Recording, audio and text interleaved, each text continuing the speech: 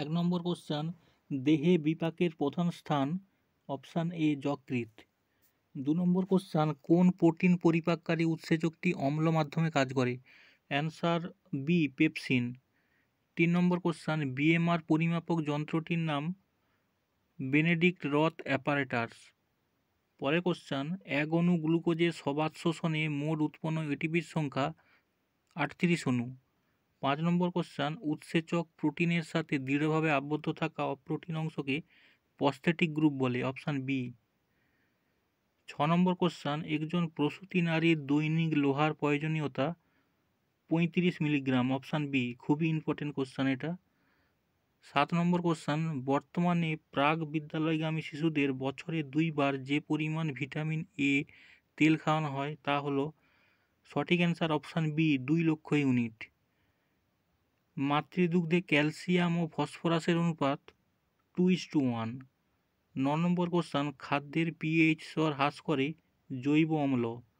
10 নম্বর question, Chinese খাদ্যে ব্যবহৃত ক্ষতিকারক পদার্থ? Monosodium glutamate. Option B. 11 নম্বর কোশ্চান, সকল ধরনের রঙিন ফল সংরক্ষণ করার জন্য ব্যবহৃত হয় সোডিয়াম বেনজয়েট। খুবই ইম্পর্টেন্ট এই কোশ্চানটা। 12 নম্বর কোশ্চান, অ্যাভিডিন প্রোটিন আছে এমন একটি খাবার হলো? ডিম।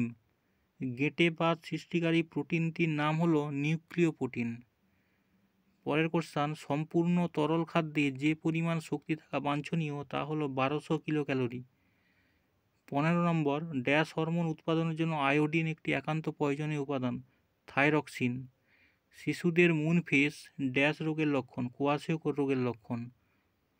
দ্বিপ্রাহরিক আহারে কিশোর কিশোরের জন্য বরাদ্দ তাপশক্তির পরিমাণ? 300 কিলো ক্যালোরি।